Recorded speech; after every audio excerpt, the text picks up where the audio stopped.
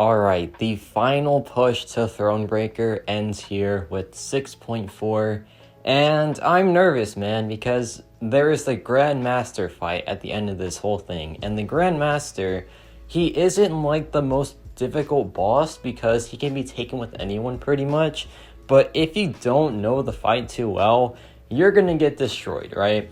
And it's been years since I've done the fight, so I am rusty in that regard. So I'm pretty nervous about it, man. But first off, we have some other bosses. So first up is this Iceman boss. Now, Iceman was a worry at first because I didn't have a Cold Snap immune character, but Omega Sentinel just tanked it, so we're fine. She does a good job here, and she is honestly a fantastic damage dealer as well, so she ends the fight pretty fast.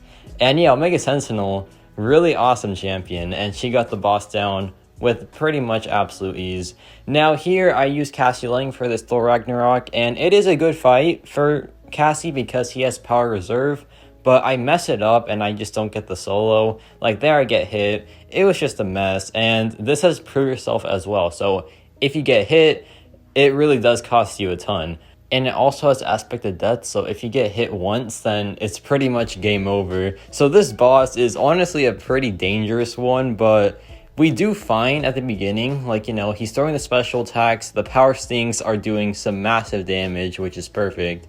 And it's so far so good. Like, this was pretty clean. But then he plays passive, right? And I lose my power stings. He had a taunt on him, so I don't know why he played passive in the first place, but there I get hit. And yeah, one hit was all it took, so that's pretty fun. But now we have the debut of Archangel, my newest 6-star character. And Archangel, man, is pretty good. His damage output at rank 1 level 1 is honestly really strong. So yeah, I was a bit taken aback with how good his damage output is. Of course, he's missing the Neurotoxin ability accuracy reduction, but even without that, he still has some pretty great damage, so no complaints here. A really strong character, even unawakened in my opinion. And yeah, look at that. The neurotoxins are building up. He is doing some pretty nice damage output, and he clears the fight pretty fast. So yeah, rank 1 level 1 Archangel is a beast and a half. But now we have this Darkhawk boss, and I use Cassie here, but in hindsight wasn't the best idea because of the way Darkhawk worked. It had power efficiency, so I was like, you know what, maybe that is going to be good for Cassie, but no, the shield mode and like the mist mode as well, it's a mess, and I feel like CGR was just the better play here, so I don't survive this fight, but she does decent for the most part. He also plays super passive here, so it's just not a fun time. Like, this Darkhawk boss is pretty annoying to deal with. The power efficiency does you no favors for the most part. And yeah, he's just slow, man. He's a slow fight, to say the least. And he's just also super passive for no reason. Like, he just waits for the stings to fall off. It is just so annoying. But here I dropped the SP1, and yeah, Hurt Locker got me. It is what it is, though. But now we have CGR, and CGR is going to do fine here. So yeah, not the biggest deal. Like, this boss used to be the hardest boss in 6.4. He used to be terrible to fight because he had a ton of like different nodes, and yeah, like Human Torch was pretty much your only option for the matchup. However, in this day and age, when he got nerfed big time, he's no longer that challenging. I mean, he still can be pretty annoying, right? Like, he's always a slow fight because it's Darkhawk, but he's a fraction of what he once was. So it is what it is, man. Here I dropped the SP3, and the Fury buff does a ton of work as usual. Yeah, the Fury is so big. It just does so much for CGR. Like, for a 5-star CGR especially, it is just a pretty big deal. And yeah, that one SP2 just clears him out. And now we have this Captain Marvel boss. So, Captain Marvel is the breath of fresh air, to say the least. Because with Captain Marvel here, any Mystic character just wipes her out so fast. It is such an easy fight with any Mystic character because she takes like a ton of damage whenever she is struck by a Mystic character. So I think it's actually any energy damage with a Mystic character, so keep that in mind. She can get cheesed by so many Mystic champions. It's hilarious. But yeah, there I dropped that, and it does some very nice damage. and she is just melting at this point. Just stands no chance. And that was a pretty fast boss solo for a rank 1 level 1 Purgatory. Not too shabby in the slightest. But now we have the sub-main event. We have the sub-boss to Act 6, which is his Hydra Adaptoid. And this fight, I thought was going to be a lot more challenging, but no, Sandman just clears him out. It is honestly a massive joke with Sandman. Like, check this out. We dropped the SP2, and then he is just done for the entire fight. Like, no more unstoppable, just no more anything. He just gets completely countered by Sandman. It is such a nice fight. It's so easy with Sandman. It is hilarious. Like, he just takes him out so easily. And then the Petrify can block the healing as well, so there's also that. Like, he is just chilling, man. There is no issues here in the slightest, and I love it. Like, Sandman is such a reliable champion when it comes to his debuffs because he just gets them so easily. And they take a while to fall off completely too, so yeah, Sandman, just such a good champion. And by the way, this is still a rank 1 level 1 Sandman, so if this was a ranked up Sandman, it would be such a fast fight. Like, I'm not even kidding, man. He's honestly a pretty good damage dealer once he gets going. And yeah, we dropped some more heavy attacks, and the damage is stacking up for sure. The Decelerate is still up there. We saw like, what, 40 stacks or something, so no worries there. And now the Petrifies are reversing the healing as well, so he is just countering him in every single way. The Unstoppable is blocked out, the healing is reversed. Like, what worries are there? There are none. Like, he just melts him. And so we drop this SP2 again, we go for a heavy attack, and that ends the fight. Not too shabby at all. Sandman just counters that completely. But now it is time for the Grandmaster fight, and I'm putting this in 3 times speed because I want to do like an updated guide or something for this fight because I now have fresh experience with it. So in this video, just gonna brush past it. In a future video, gonna go in depth about it. So yeah, that's why it is in such high speed. But for the most part, just complete his prompts, right? And you'll be fine. In this phase, though, you want to do the opposite. You want to not activate his prompts because his prompts, if you do them, will give you blunders. And blunders are no good because if you get 5 of them, then you are just done for. But yeah, once you just get the tactics banned, do not use them. And then once they're unbanned, feel free to use them or just bait out the SP1. And then once the SP1 is baited out, go back in, do your damage, and then you're chilling. And yeah, this first phase is definitely the easiest because it's not too hard to work around, but the future phases get a bit more complicated. But yeah, we're almost here on the second phase. Takes a bit to get to, but it is what it is. You know, rank 1 6-star champions will do that to you. But now we're in phase 2, so let's see how we do here. And just kidding, I get hit and then I am done.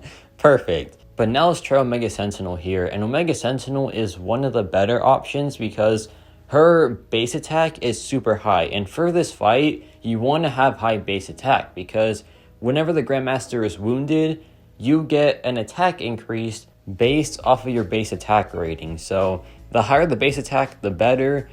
Just keep in mind, it is not modified attack, so like Fury buffs, Fury passives, do not count for that increased attack rating. It is just your base attack rating. So Omega Sentinel, Doctor Doom, Hercules, Clairvoyant, those champions will get a massive benefit, while champions like King Groot, Airwalker get pretty much very little benefit. But yeah, she does fine here. I'm at low health though, so I'm a bit worried, but besides that, we're kind of just chilling, and we can just get the prompts done. Some prompts, do not be afraid to fail them because some of them are tough. For example, the damage over time one, if you don't have a damage over time character, then you just straight up cannot do it. But if you do have one, then it's even better. So like champions like Clairvoyant, who else? Hitmonkey would be good for this as well, but he's also very squishy, so watch out for that. But for the most part, the prompts aren't too hard to complete. But there I do mess up, which is unfortunate, but it's fine. But here is a great option for the Grandmaster. In my opinion, a top 10 option for the Grandmaster, because check this out. Now, Joe Fixit, how he works is, whenever he does damage to the opponent, if he has his hearts card up, he lifesteals a percentage of the damage dealt. It's not base health, it is damage dealt. And when the Grandmaster is wounded, he does a lot of damage, like in the 50,000. So healing a percentage of that just shoots him up to pretty much all of his health. That is insane, man. So Joe Fix-It, if you are struggling with this boss, is probably by far the safest option to use for the Grandmaster. Like, you will always end with a full yellow bar per wounded cycle. So the only way to die in this fight is if you just don't make it to the next wounded phase before dying, which is what I do later. So yeah, no big deal. But another thing to watch out for is the blunders, of course, because once you get 5 blunders, then you can't really do anything, right? But yeah, there I get hit again. Not looking too good for me. But here's the thing, just one single wounded phase can heal me all the way back up. So that's what I'm waiting for. But I have to survive as the challenge. I have to make it until the last wounded phase so I can get all that healing back up. But it's not looking great so far, man. But there I get it, and there I heal all the way back to full, just like that. How crazy is that, man? Like, the healing is just so strong. But I don't play this perfectly, and I do end up just not making it out alive, unfortunately. But it is what it is. I did pretty good on my first attempt with Joe Fix-It. Like, he is such a solid option for this matchup. And yeah, we get that Dex, perfect. We have to stand still. We get him wounded, which is awesome. But here's the thing, in his wounded phase, in this last phase, he reduces the duration of the wounded by a pretty big amount. So it's not fun. It's pretty annoying as well, so there is that. But of course, the biggest challenge is the reverse controls in this phase, which does cost me a few times as well, so don't worry about that.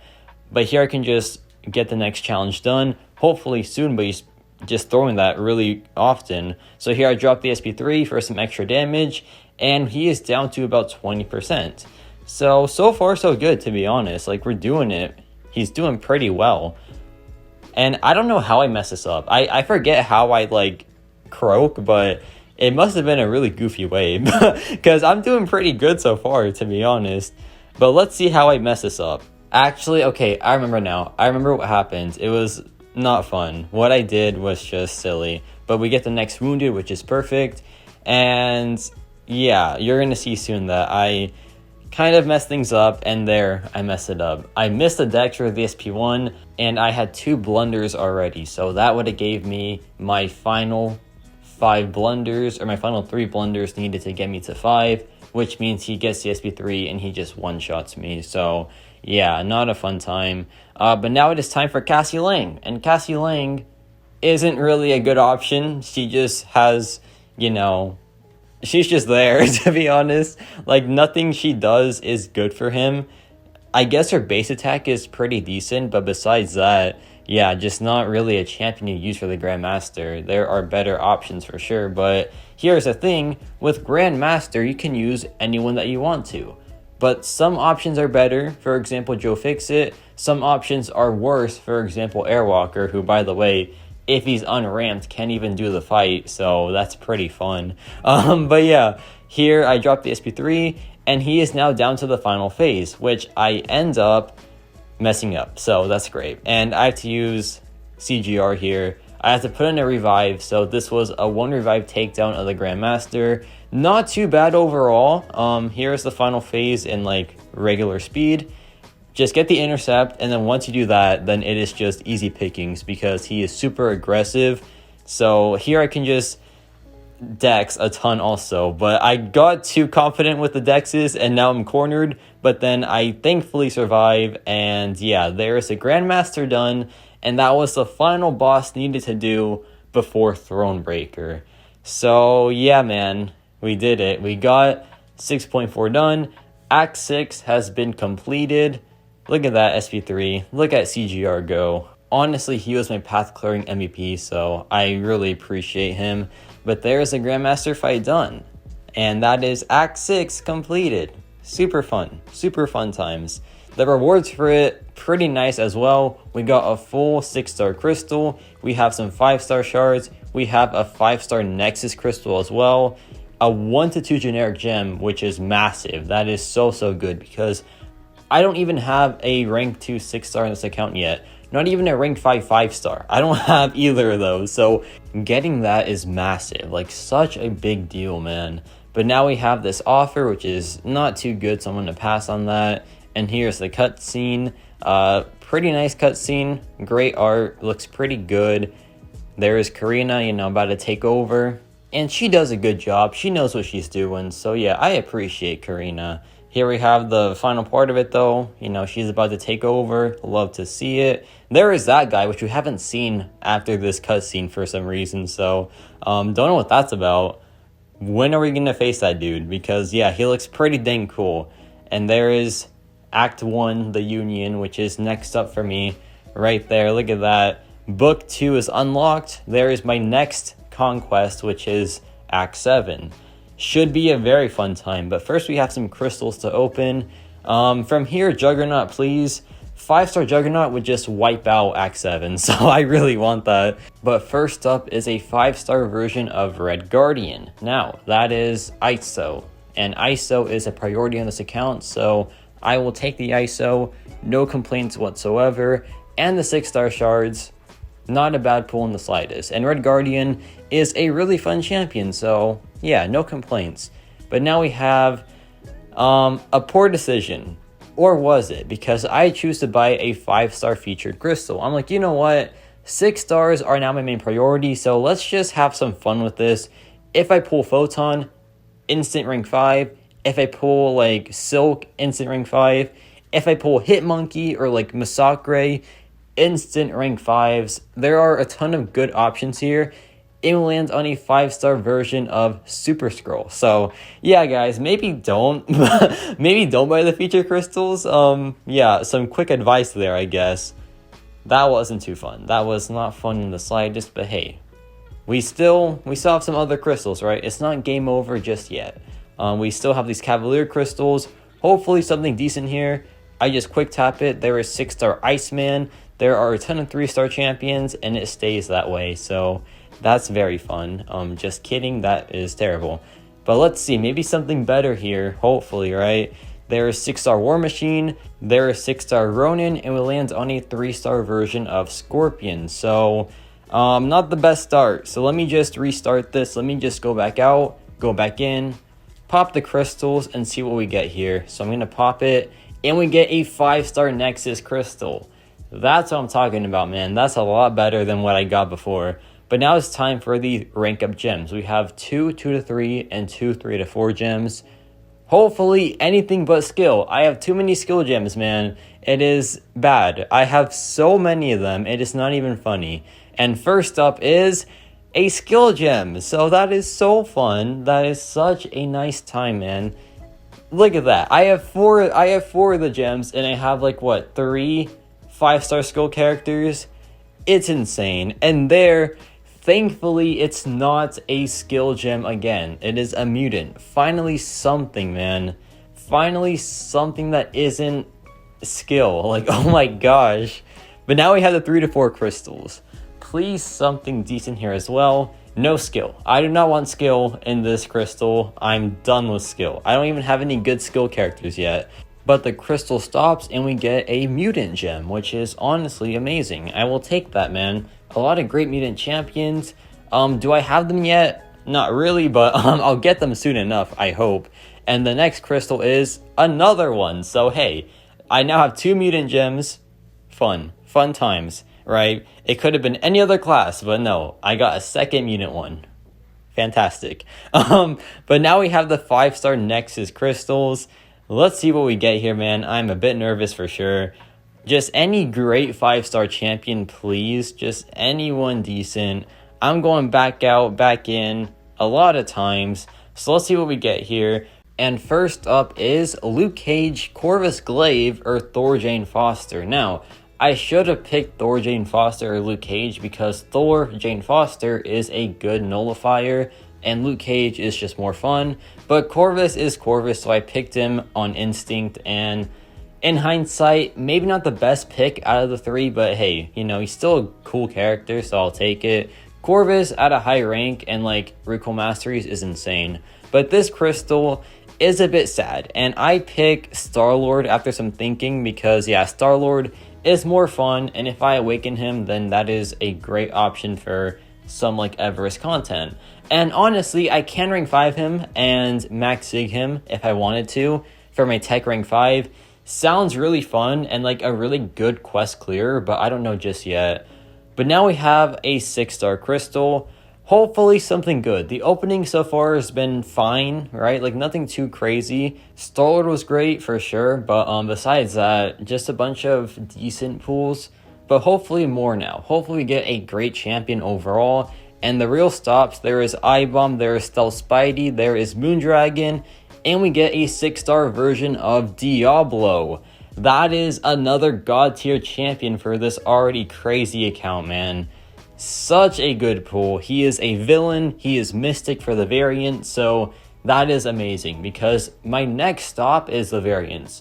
I need gold after my investment that is coming up soon in the next video, but yeah, I need gold pretty much.